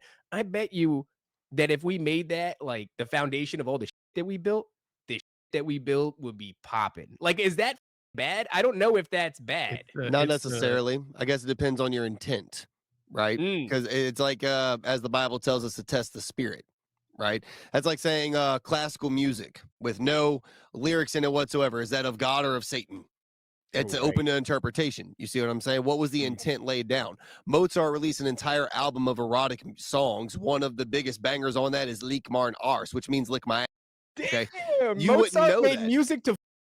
Oh, Mozart was a freak, dude. Oh, he That's was a crazy. DJ, but also a musical prodigy, very much like Kanye, but we'll get to that later. But my point is, you wouldn't know that if you just listen to the song through modern ears. Right now, talking about the pentagram or any of these sacred geometry, I don't think that's necessarily good or bad. You can like an use observation, it. right? Sure, you can use it for both. Right, the same type of archaeological, excuse me, engineering mind that you can use to build the Temple of Solomon can also be used to build a satanic temple. Okay, does that mean that construction is inherently good or evil? No, not necessarily. It's about how you use it and the intent. I believe that sigils that and brings symbols. That brings us to the Masons then, right? Where Yeah. it's like, is it to be a Mason, or do you just be building, baby? So depends on perspective, right? Because 99.999% of Freemasons are typically good dudes. You know, yeah, they might have a little bit of some arrogance, a little bit of some scumbag entitlement with them. Fine. I was in the Marines. I have that within myself. I get it.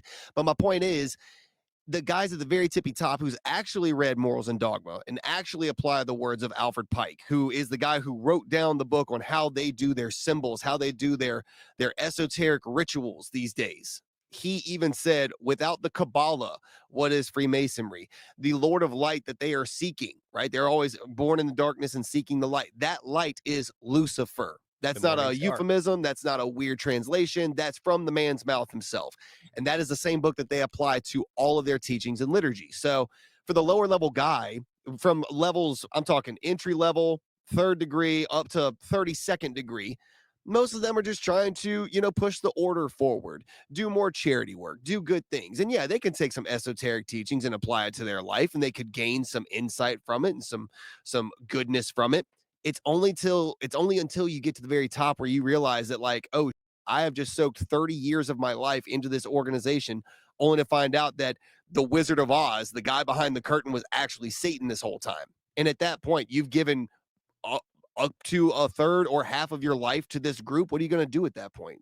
Well, and there's people that go around and they try and soak up as much of this information as humanly possible. You don't just stay in the Freemasons and learn from only the Freemasons. You maybe want to look into the OTO, the Rosicrucians, or magic, or witchcraft, or whatever it is. And so there's actually there's this book. It's called The Autobiography of a Yogi, written by Paramahansa Yogananda, who went around and was talking to all these different gurus and everything, and was seeing all of their cities, which are basically like superhuman powers, right? Some people could levitate, some people create a scent in their hand, whatever, right? And so he was going around and like, okay, it's not just one guy that's doing this. I'm seeing all these different yogis. And in a very similar context, Manly P. Hall wrote a book called The Secret Teachings for All Ages. And he did essentially what Paramahansa Yogananda did. Whereas instead of just soaking himself into Freemasonry or the Illuminati or whatever, he like divulged into all of the secret orders.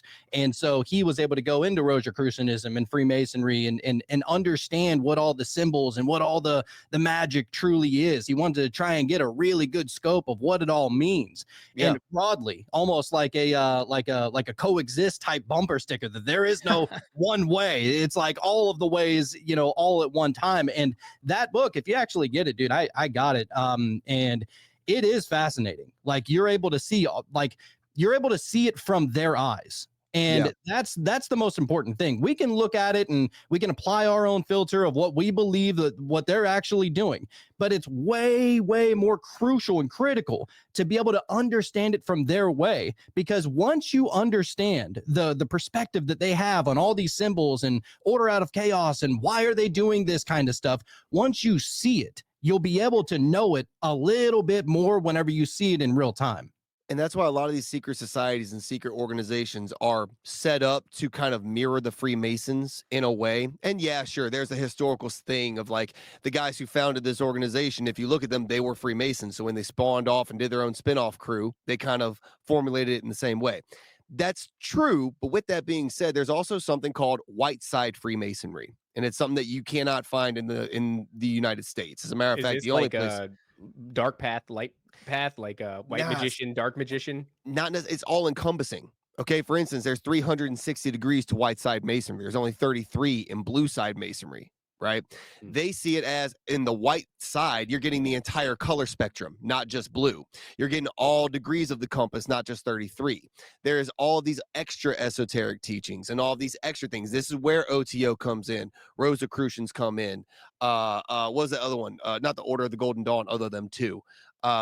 This is when they bring in a lot more of the Eastern philosophy and the Northern philosophies and even the Southern. They're going to like deep Africa for these philosophies. Like it's all encompassing. And at that point, it's the same thing. It's like fire, right? It's the same thing you use to cook your food. It's the same thing that can burn down your whole village. Mm. At that point, you are achieving such a level that you can use it for whatever you want. But again, they only offer that in very, very select temples in Europe, and you have to be damn near of a certain blood lineage to even be asked to be a part of the White Side Freemasonry. But yes, there are stories, like you said, of the darker path, guys that go into that realm. There's been more than a few of them that have fallen on their face before Jesus and have revoked their ways, and they're coming forward talking about. I know when I say this, people are going to roll their eyes and be like, "What? No, wait, no. Real, true vampirism." And I don't mean energy vampirism. I mean true blood vampirism, shape shifting, these types of actual satanic and dark arts being used for satanic and dark purposes, not just to achieve a new level of power for yourself because you just think you're hot.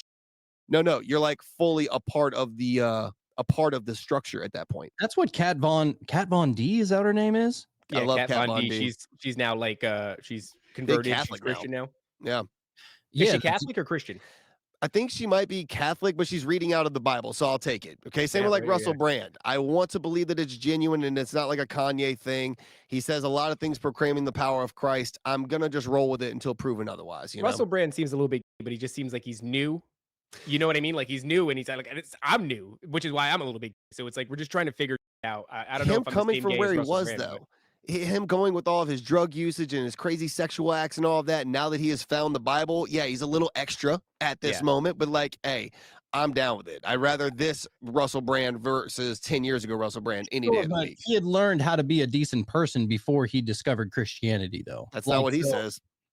Dude, he just recently discovered it like 6 months ago. He was. Well, it's interesting that you become a better person and then suddenly it resonates with you. That was not 2 years ago. No, that was 6 months ago, dude. Ever since he got kicked off of YouTube the first time. Well, what I'm saying is that he had his show for quite some time before he, announced his affliction for Christianity. It's like conspiracy show, right? Yeah. I want to ask you this because we're coming close to time. We have another show to do soon. But Jacob, you're in New Orleans, right? Just north of it, yeah. Like if you were to take Baton Rouge, New Orleans, and cut that in half, yeah.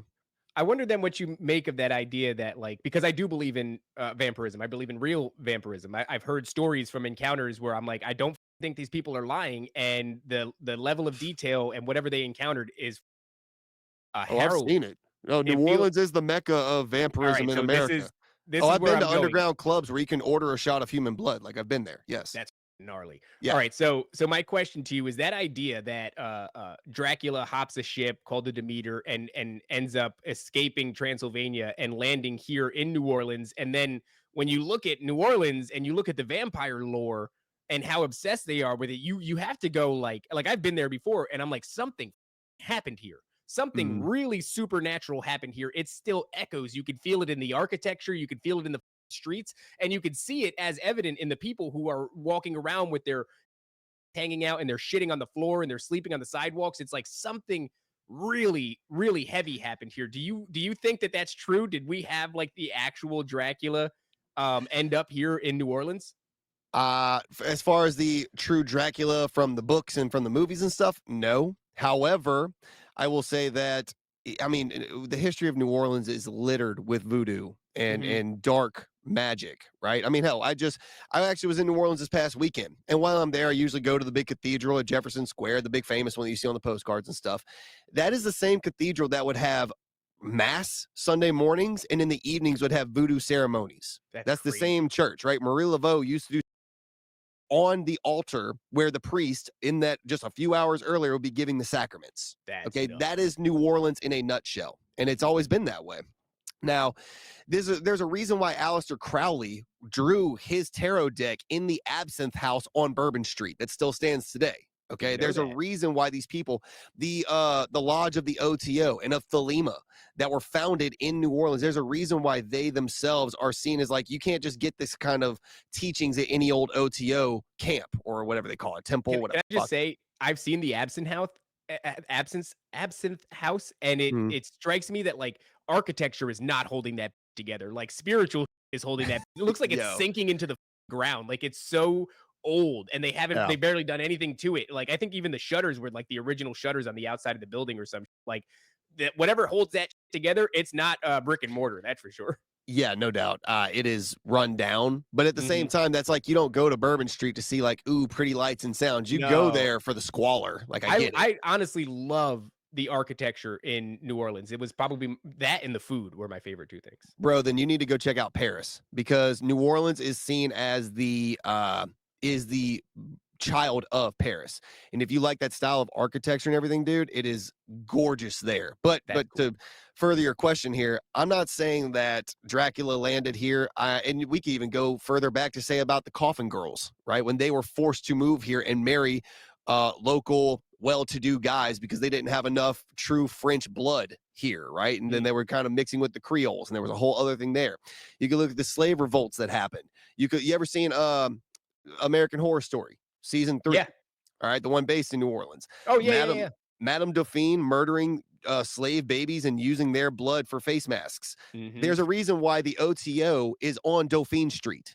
Okay, like there's a reason why this happens in the city of New Orleans. So I'm not saying the city is overtly evil by nature, but I'm saying you can't separate it from its historical past. And so there's a reason why this is seen as the vampiric mecca of America. When you would think, right, Twilight would tell us that Alaska or Washington or somewhere with not a lot of sunlight would be the vampiric mecca. Yeah, but it doesn't have the same spirit in the soil, if you will. And I think it's also it's an opportunity for these spiritual entities. It's not a lot of opportunity in Alaska. If you are fertile hunting grounds, if you will. Exactly. If your MO is human souls, or human spirits, however you want to put it, yeah, Alaska's not doing you any favors. But New Orleans, that's a place where everything's ripe for the picking. But I mean, it's not like they're hunting people anymore for their blood. They have so many feeders. They have these women and men that are willingly cutting themselves and letting these dudes drink from them. Like there's a whole subreddit to that. And I mean, at this point, well, why are these bitches that are always, like, I'll let you drink a pint of my blood, always? Why is it that all the women on my 600-pound life have a significant other? That makes no sense to me, but I mean, people be peopling, That's true. I don't know, man. I like to think that there's some real sauce to that idea. Like, did a guy named Dracula who wore like a high-collared cape and everything, like, was it that guy? Or is there at least some juice to the idea that something came on a ship called the Demeter and changed forever the trajectory of New Orleans? Like, I think so, dude. Every time I walk around that, I think so. I'm like, somebody was here, somebody sucked on some blood, somebody, did some ceremonies. That season of American Horror Story, I believe, was the first time I was introduced to the concept of Papa Legba. Papa Legba, dude. Yeah. Yeah. And he's got, he's a voodoo entity. He's got the top hat, and he's demanding child in exchange for X, Y, and Z. So I think there's some real veracity to that one too. That's Haitian voodoo in a nutshell, which absolutely made its way to New Orleans. And I mean, you can even go, a lot of head shops will have like little statues and little figurines of him and the other Haitian voodoo gods and some Santeria gods as well, like as a little altar that you can do and buy and, whatever. We've actually had a guy on our show who is a practitioner of Santeria, and Papa Legba, or whatever, he calls it something else. It's like the voodoo to Santeria conversion, but same homeboy, right? Same dude, yeah. Is basically his patron saint that he prays to. Like the same way that we see Jesus as the intersection between us and God, he sees Papa Legba as the intersection between him and the other side. And it's very interesting. For him, yeah. And he talks about his daily ritual that he does. There's a cigar smoking on his altar at all times. He takes a shot of whiskey and spits it in the face of it because that's his like mixing of his essence for the daily ritual. And there's a lot to it, man. It's a true lifestyle. Is he crushing? He's doing good, actually. Yeah. He's doing well. He Dude, think he about fucking it. wakes up. He's a 5 a.m.er. He runs a few miles. He comes back home, reads a book, splashes some ice cold Saratoga in his face, and gets the day started. No, Oh, dude, Marco he- is not running. I'll say that. I don't believe he's a thicker boy. I'm not saying I'm saying I don't see him running a couple of miles every day. That's for goddamn No, sure. but he does believe that because of his allegiance to whatever the spirit is, that it's actually helping him like propel himself in this life. Like he's doing really good at his job. He got a nice house. He got nice cars. He's got a, I'm sure a hot wife or something like that. But yeah, I mean, he says that like he's a full on believer in it. Like there is no he doesn't even have to believe. He knows that it's real, Right. and I mean, he's seeing a lot of the results from it. It's crazy, That's the dude. thing, it's like, He's in the process of becoming a padrino right now, which is their version of a godfather, like a spiritual leader for others. He's actually got to go to Cuba to do the ceremony, and he's trying to figure out how he's going to do that. But like, yeah, this isn't like just because it's cool and edgy. Like, no, he He's like, no, it's fully working. believes this. Yeah. That's Papa like Legba a- provides. so many people like get confused with what we believe. It's like, no, I think all that works for sure. I'm not gonna do it though. It's just like it seems like a shortcut. It's like why would I do all these other things that may not, and maybe that also explains like the falling away from God, like with throughout the Bible constantly. It's like just not working fast enough. You know, not that it's not working. This stuff works, but it's not working fast enough. There are other ways that we can go that will work faster. And then now you're talking about high time preference versus low time preference, and that gets you to where you're sucking your cousin's dick. That's what I'm saying. A whole I nother think thing. that a lot of what we're experiencing here and what's been plaguing us since the beginning is this idea that we want things Now.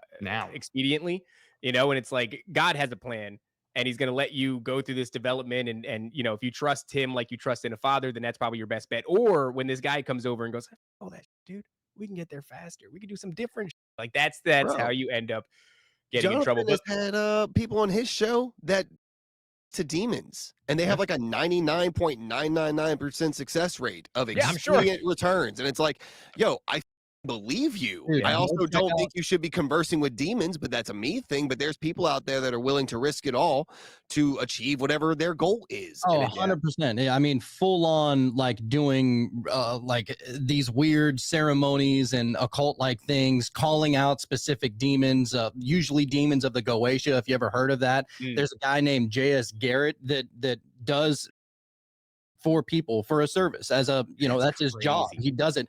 And dude, he talks about some of the craziest, like usually he'll chickens. And so basically like he'll say the prayer to the demon or whatever it is. And he'll get inside of the pentagram that's covered in a circle. He'll have a fire going on right there. And he will call out the demon and he'll say, all right, can you heal this person of cancer or of this tumor or help them get this job or this girl or whatever it is? And they're pretty expensive because they work, like they're like I think he charges like $1,000 each. And he talks about like how he'll chickens. And so he'll slit the chicken's neck, drain it over the fire, and then throw the rest of the chicken into the fire, let the fire consume it. And that's like the payment to the demons that will end up ultimately carrying out whatever it is that you're asking for. And it works every time. And he goes, if it doesn't work, I'll do it again for free until it does. And it works every time. You know what's funny about those people though? Like I've heard these stories. I've listened to people give testimony. My life is a Wiccan, what the ever. But every once in a while, they'll stumble on the part where like, yeah, I did see it one day. I woke up and it was in the corner of my room and it was darker than the rest of the room. It was darker than dark. And it felt like the embodiment of evil. And I was unbelievably terrified. but they'll still with it. They'll Dude, still it's call powerful. upon it because, like, It's powerful, yeah. 'cause it It's works. just like, Yeah, it's like- discernment for fuck's sake. I get why people do it. I get why people do it. Well, and here's the crazier thing to add on top of that is that he's not only working with demons. He's working with angels as well. He talks about how he's calling on Gabriel, Michael, and all your biblical angels and everything like that. He goes, typically, whenever you're working with angels, it takes a little bit longer, but Yeah, it they're will coming be up and down carried out. Jacob's ladder. Whereas the demons will make it happen a lot sooner. So that's really the difference between working between the two of them. But dude, he talks about like how he normally chickens, but he ended up getting he went over to this place where he gets his chickens, and I guess the guy was out of chickens or something like that. So he ended up getting the guy that was selling the chickens. He goes, well, look, I'll sell you for every one chicken, I'll give you 30 Cornish game hens, wasn't it? Oh, quails. Yeah, Quails, yeah. Okay. And so he's getting ready to perform his ceremony, perform this on the quails, and he knows that the quails are smaller, you know, they're less meatier. Right? Right. And so he goes, I guess he's talking to the demon or the spirit or whatever, and he goes, look, I know that this is smaller, but I'm going to use this quail, and I'll give you 10 of them, 20 of them, whatever it takes. And so he carries out the spell, and I guess it ends up working. But later that night, he said he was overcome with so much fear and anxiety as he's trying to go to sleep, and it's haunting him, like it's taunting him, and it's saying, you know what you did. Why are you giving me this bird? I asked for a chicken. You give me this little bird. And it literally taunted him all night. So much anxiety, depression, and it was just like crazy. He said, I heard it telepathically, and it would not let me go to sleep until he had to go back out into his yard and perform the ceremony all over again the right way, and the demon left. That should tell you everything you know about the thing that you're serving. But listen, guys, we have another show in 2 minutes, so we got to wrap this up. This is an awesome conversation, man. I know before we started, we were like, what are we going to talk about? It doesn't matter. As soon as we get together, I feel like we all are ailed by the same thing, and that is the inability to shut the fuck up. We can't do it. None of us on the screen can do it, and that's how you know it's going to be a banger of an episode, because we're not going to. It's like, as a podcaster, your worst fear is that lull of silence. Although Top likes that. He likes when somebody gets stumped. I like to sometimes make people, he'll be like, why'd you jump in so fast? And I like to make people uncomfortable sometimes. Like I'll sit there and I'll be like, let's see what he does. Yeah. But that doesn't happen with you guys, because you guys are professionals. One more time, where can everybody find Cult of Conspiracy? So it's the Cult of Conspiracy podcast, wherever you find your podcasts at, whether it be Spotify, Apple, or wherever you find it. We're also on Patreon. We're Instagram, TikTok, Twitter, anywhere you can really find us over there. We're always trying to take little clips and, show clips of the show on all of the social media platforms, because everybody has a podcast nowadays, and it's hard to keep up with everybody. So the clips is kind of like a good way to be able to keep in touch. It's also on YouTube. I mean, it's the only thing we can put on YouTube is just little clips, because we got kicked off of YouTube 4 times and we told them to go themselves. We're not going to do it again. That's why we're on Patreon. So yeah, that would be the best way to be able to support us. But honestly, truly the best way to be able to support us is to go listen to it and leave a review. Leave us 5 stars, leave us 1 star. It doesn't matter. It helps the algorithm either way. Leave 5. Don't be like that. Also, if you do come check us out on Patreon, you go to that Third Eye All the Way Open tier. You get to join us for our Tuesday night lives every Tuesday night at 9 p.m. Central. We talk about everything and anything, honestly, and then we usually pump that out for the next day for an episode. And yeah, that's that community in and of itself is growing more and more every day. We look forward to our Tuesday nights every week because of this. That's awesome, man. We've been thinking maybe we should do something like that for just the Patreon members. But, I know you guys had problems with the YouTube. We also had censorship issues, but we figured a way around it. It turns out 30 quails. They're not very big, but you get some quails, 30 quails, and the YouTube, they let you back in. So we're back, baby. Thank you guys so much for being on. And I look forward to hanging with you guys at Bohemian Grove. It'll be nice to pass the baton to you guys and have you guys have to worry about being in control of what's happening on the stage. It's awesome. So thanks a lot, guys. Top, we got anything else? That's it, guys. Until like 2 minutes from now, obey, submit, comply. We'll see you guys in 60 seconds. The greatest hypnotist on planet Earth is a oblong box in the corner of the room. It is constantly telling us what to believe is real. You can persuade them that what they see with their eyes is what there is to see. You can't. Because they'll laugh in the face of an